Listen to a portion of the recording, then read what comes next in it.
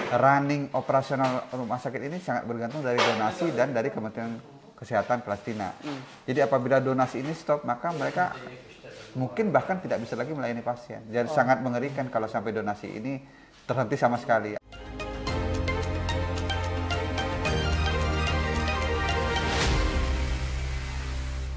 Assalamualaikum warahmatullahi wabarakatuh. Kembali lagi bersama kami relawan Mercy yang ada di Jalur Gaza. Saya saat ini berada di Rumah Sakit Abu Yusuf An-Najjar dan tepatnya saya berada di ruang operasi, salah satu ruang operasi yang ada di rumah sakit tersebut. Dan di samping saya sudah ada tim dokter yang kemarin hari Senin tanggal 18 Maret 2024 berhasil masuk dengan rombongan lainnya. Nanti mungkin kita akan berbincang-bincang sedikit. Assalamualaikum warahmatullahi wabarakatuh. Waalaikumsalam, Dok, ya. apa kabar? Jadi mungkin perkenalan dulu ke para penonton, Dok. Ya, Assalamualaikum warahmatullahi wabarakatuh. Saya Dr. Fahmi Ansori, dokter spesialis ortopedi dan traumatologi. Saya bersama tim Mercy masuk ke Jalur Gaza untuk menjadi tim medis untuk bertugas sebagai dokter ortopedi. Alhamdulillah, saya ditempatkan di Rumah Sakit Yusuf An-Najjar sesuai dengan arahan dari Kementerian Kesehatan dari Palestina.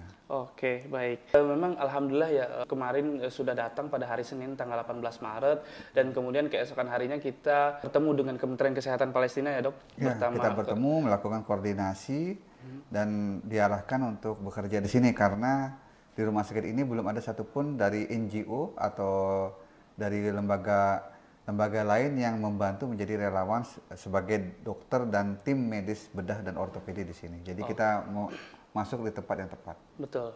Dan kalau boleh tahu Dokter Fahmi, mungkin dokter bertugas di apa? Saya bertugas di kamar operasi, membantu layanan operasi dan juga memeriksa pasien yang sebelum operasi dan pasca operasi juga kita pantau juga. Tapi mayoritas kami bertugas langsung di kamar operasi dari jam 9 pagi sampai jam 4 sore.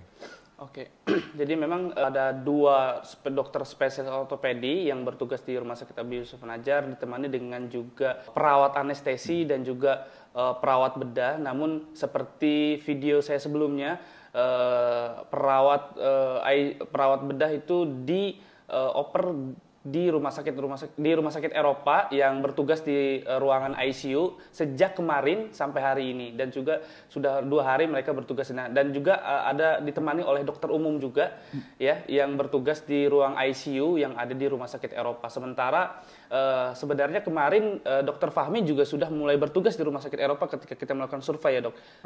Sebenarnya bukan bertugas, jadi saya melakukan asesmen dan melakukan silaturahim dengan para sejawat dan para dokter spesialis dan tim NGO lainnya di sana. Hasil asesmen kami, mereka memang memintanya itu perawat ICU dan perawat anestesi. Jadi akhirnya kita bantu mengirim dari An-Najjar untuk 2 orang yang menemani saya di kamar operasi untuk bertugas di sana 2-3 hari saja. Nanti akan kembali ke sini. Nanti akan kembali lagi ya, kalau untuk dokter spesialis, hasil asesmen kami di sana sudah cukup banyak. Sehingga saya kembali ke sini karena memang sangat dibutuhkan. Selama dokter Fahmi bertugas di rumah sakit ini, kira-kira berapa pasien sih yang ditangani oleh dokter Fahmi sendiri? Saat ini sudah tercatat 29 pasien 29. Yang kami tangani sudah sejak dari hari Senin minggu lalu. Rata-rata per pasien itu fluktuatif, 6-7 pasien per hari. 6-7 pasien per, alhamdulillah. Dan memang benar-benar sangat membantu sekali ya, langsung terjun ke rumah sakit dan bisa menangani pasien-pasien yang dilarikan ke rumah sakit yang tempat tim dokter bertugas. Sebenarnya kasus-kasus apa sih yang ditangani dokter Fahmi sendiri, atau kebanyakan kasus yang dilarikan ke rumah sakit ini kasus-kasus apa, Dok? Ya, mayoritas itu kami bagi 2, cedera yang berhubungan akibat perang maupun cedera yang tidak berhubungan akibat perang. Mayoritas sih hampir perkiraan 60% itu mayoritas akibat perang, seperti kena tembakan atau ledakan atau terkena reruntuhan bangunan yang hancur. Itu yang mayoritas banyak yang kami temukan. Ada juga cedera yang lain, seperti kecelakaan lalu lintas atau terkena material atau misalnya lain-lainnya. Tapi itu tidak terlalu banyak porsinya. Ya, jadi memang karena memang berhubung sekarang juga masih perang juga, jadi sehingga memang jumlah korban terus bertambahan ya. Tim dokter lokal yang bertugas di Rumah Sakit Abi Yusuf Najar ini kira-kira mereka apakah bekerja selama 24 jam atau mereka juga digantikan oleh shift-shift tim dokter lain? Jadi tim dokter untuk hal dokter spesialis, mereka membagi shift. Rata-rata kerja sehari full, kemudian istirahat 2 hari. Ada juga yang bertugas dibagi 2, maksudnya dalam artian dia untuk operasi yang terencana atau elektif, kemudian ada yang memang operasinya yang emergensi. Untuk yang elektif di kamar operasi seperti ini. Jadi ada memiliki 2 kamar operasi, satu khusus ortopedi, satunya lagi untuk bedah umum. Tapi kadang ortopedi yang tidak perlu siam, tidak perlu perawatan khusus bisa di kamar operasi bedah umum apabila memang sudah kosong. Jadi kendalanya memang jumlah operasinya banyak sebenarnya, antriannya panjang, tapi jumlah kamar operasi cuma 2. Sehingga akibatnya untuk kasus emergensi dikerjakan di rumah sakit tenda. Nah untuk dokternya sih dokter lokalnya, dokter staf lokal yang memang dokternya Rumah Sakit An-Najar itu ada 7 orang. Tapi dokter-dokter yang dari Rumah Sakit Ashifa atau Rumah Sakit An-Nasr yang sudah nggak bisa berfungsi itu banyak ke beberapa rumah sakit di Rafah. Jadi kalau jumlah sih cukup banyak, tetapi karena loadnya tinggi dan udah exhausted dalam artian sudah kelelahan dan harus mengurus diri juga selain harus menangani pasien, jadi mereka sangat senang sekali kita bantu dan alhamdulillah terima kasih kepada jajaran direksi An-Najar memberikan mercy, keleluasan dan kesempatan besar kita bisa membantu langsung pada pasien. Alhamdulillah. Iya. Kalau boleh tahu nih dokter sendiri, dokter Fahmi sendiri memang bertugas dari jam berapa sampai jam berapa, Dok, di rumah sakit ini? Saya bertugas dari jam 9 sampai jam 4 pagi. Dari jam 9 pagi sampai jam 4 sore. Oh, berarti sebenarnya kami ditawarkan untuk operasi emergensi, tapi dengan alasan keamanan setelah maghrib, setelah malam itu kami dilarang untuk kesini. Oke. Iya. Jadi memang karena sebenarnya mereka menawarkan juga menjalankan operasi setelah maghrib, cuma karena tempat tinggal kita juga lumayan cukup jauh ya. Iya, dari WHO sebagai kami kan dalam koordinasi IMT WHO, jadi itu harus ini tidak boleh operasi setelah malam hari. Mungkin boleh bertanya fasilitas apa saja sih di rumah sakit ini, Dok? Di sini ada 2 kamar operasi, ada alat ortopedi cukup lengkap tapi jumlahnya terbatas. Kemudian ada alat siam yang di belakang saya, alat siam. Oke. Alat siam, terus untuk yang lain-lainnya sudah lengkap, tapi untuk load yang lebih dari 3 pasien terbatas.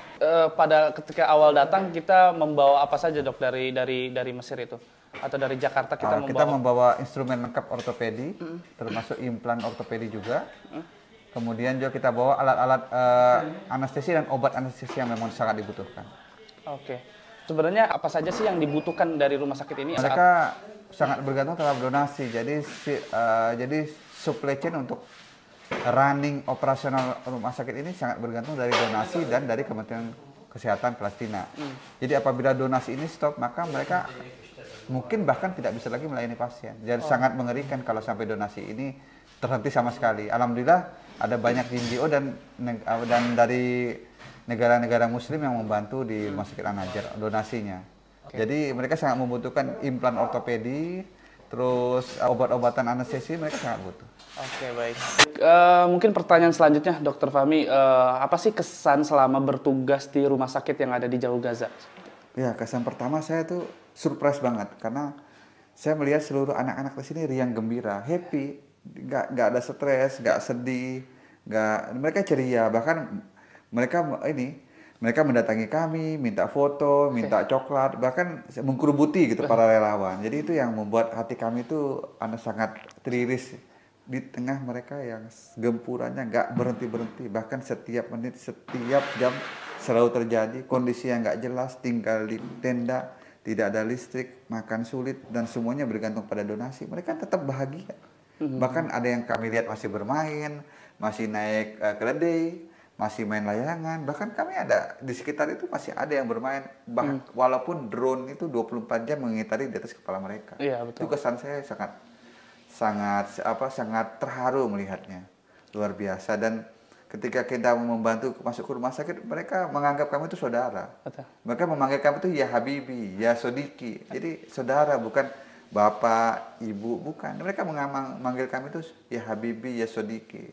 Jadi benar-benar sangat hangat, sangat welcome sekali, baik masyarakat secara umum ataupun tim medis ya, tim nakes yang ada di rumah sakit yang masih bertugas, dan mereka pun, tim nakes pun begitu bersemangat sekali ya dalam bertugas ya dok. Bagaimana mereka menangani pasien setiap harinya dengan letih, dan juga mereka tentunya harus berpikir kepada keluarga mereka ya, dan karena mereka lebih dari 50% perawat yang sudah hancur rumah sakitnya di jalur Gaza Tengah, terutama rumah sakit Ashifa itu bekerja di rumah sakit di sekitar Rafah.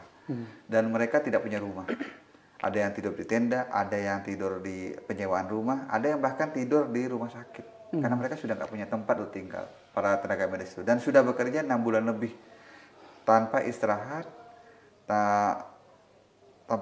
tanpa fasilitas lainnya. Mereka nggak tahu bagaimana untuk menghentikan ini.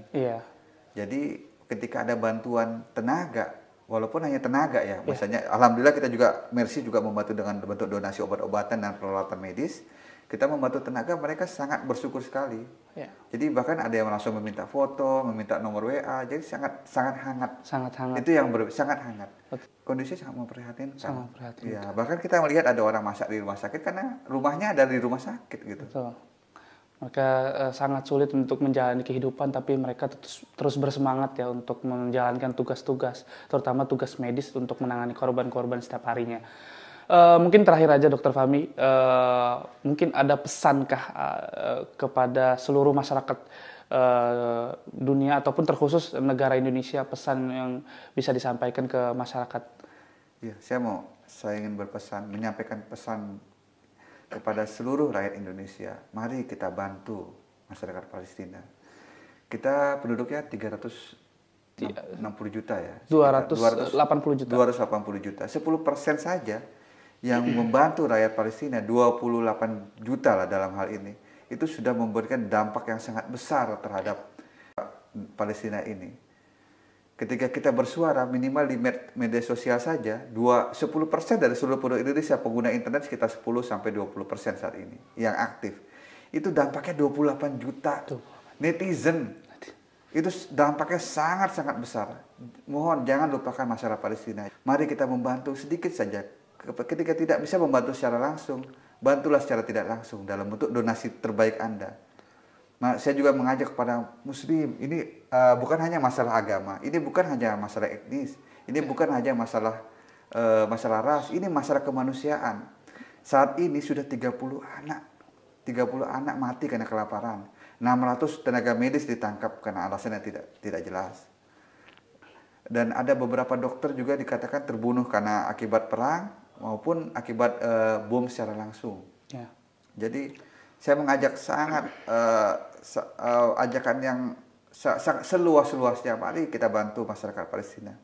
Karena tanpa bantuan kita, Palestina ini akan hilang dalam peta dunia ini. Saya khawatir apabila udah berhenti suara-suara dari umat Muslim maupun orang-orang yang peduli terhadap Palestina di Indonesia, maka Palestina ini bisa lama-lama menghilang, bahkan tergantikan oleh nama yang lain. Bisa jadi generasinya mau dihapuskan. Jadi kita harapkan benar-benar musnah ya. Ya, diharapkan dengan suara-suara kita yang lantang dan suara-suara kita di media sosial maupun suara-suara kita yang disampaikan secara langsung melalui proses diplomasi dan lain sebagainya maupun dalam bentuk donasi ini membantu mengangkat minimal membuat mereka tetap bertahan hidup selayaknya memanusiakan manusia. Betul. Dan saya juga mengajak kepada seluruh tenaga medis. Inilah bentuk kita dalam Islam dikatakan jihad profesi. Jihad bukan dalam konotasi negatif, tapi jihad bagaimana kita berjuang membantu saudara kita yang ada di Palestina. Mungkin karena sebentar lagi Dokter Fahmi juga akan melakukan operasi ya dok ya. Iya. Sebentar lagi kita mungkin cukupkan dulu perbincangan kita untuk sampai saat ini. Mungkin kalau nanti ada pertanyaan-pertanyaan lain atau tambahan informasi, kita akan juga membuat video lagi bersama Dokter Fahmi. Sebelumnya terima kasih banget Dokter Nanti Fahmi. Nanti bisa lihat operasi. Oke, baik. Nanti kita akan juga meliput di saat operasi tersebut. Oke, terima kasih. Sekian laporan kami relawan Mercy langsung dari Jalur Gaza. Wassalamualaikum warahmatullahi wabarakatuh.